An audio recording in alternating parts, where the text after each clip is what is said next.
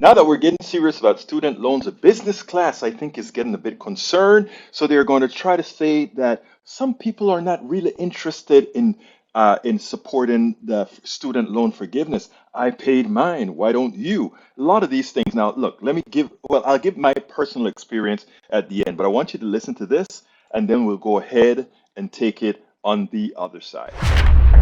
If you forgive all the student loans, they don't get their money back, of course.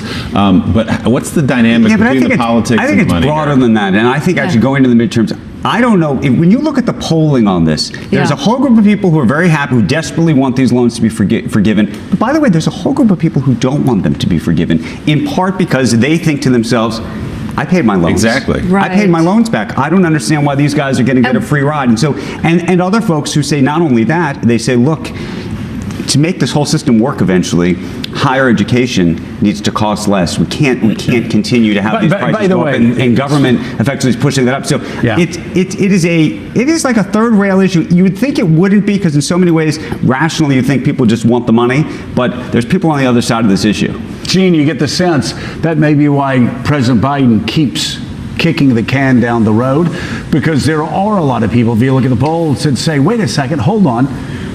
I spent 15 years paying back my student loan. They're going to just forgive it for somebody else? And so it almost seems like he's like, okay, 4 more months, 5 more months, instead of making a definitive decision.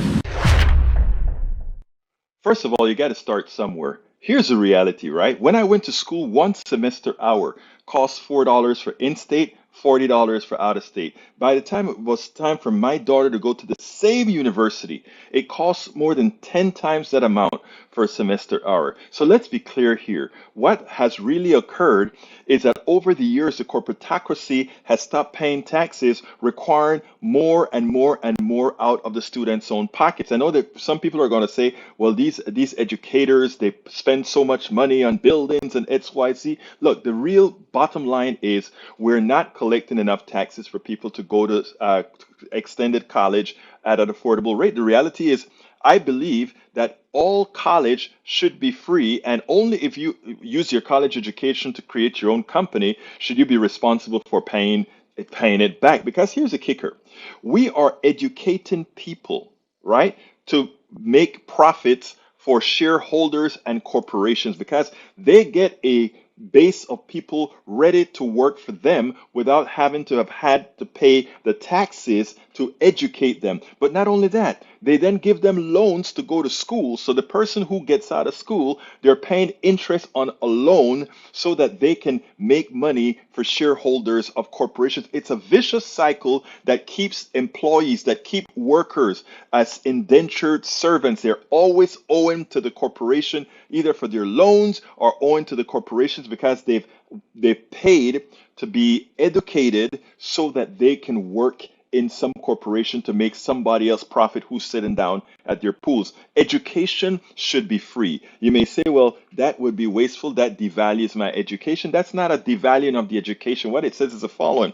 If you are capable of doing it, there shouldn't be a financial barrier to stop you from success. In other words, everybody should have equal access to success. And if you can handle the work and you prove that you handle the work, and while you're handling the work, you continue to maintain your grades, you should be able to go to school free of charge because you are helping society going forward. Well, it seems like Brother Biden is going to do something about it because, well, we don't know what it is exactly, but here is another report and we'll take it on the other side.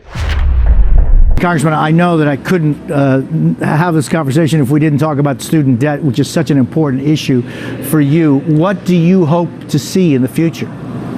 Well, my two asks that I personally asked of the president as my responsibility in that room was to ask two things. One, would he continue to lift the moratorium beyond until the end of the year when it may expire this August?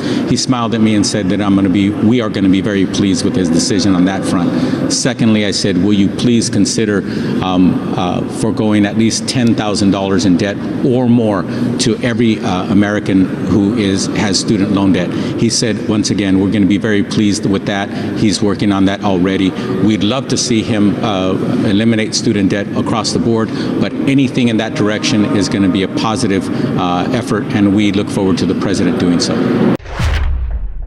Yes, but we do need more than just a positive effort. We ultimately need to ensure that going to college, going to trade school, or whatever option post high school somebody wants, that they can be provided that education, either affordable or pay it forward. Because like I said, let's do remember, most people go work for somebody else.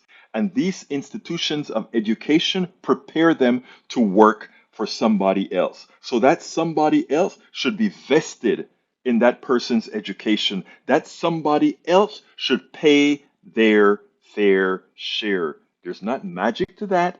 It is quite simple. Again, let's make sure and keep the narrative right.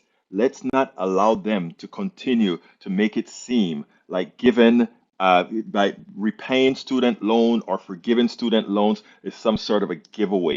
It is not. It's a repayment for something that needed to have been done from its inception.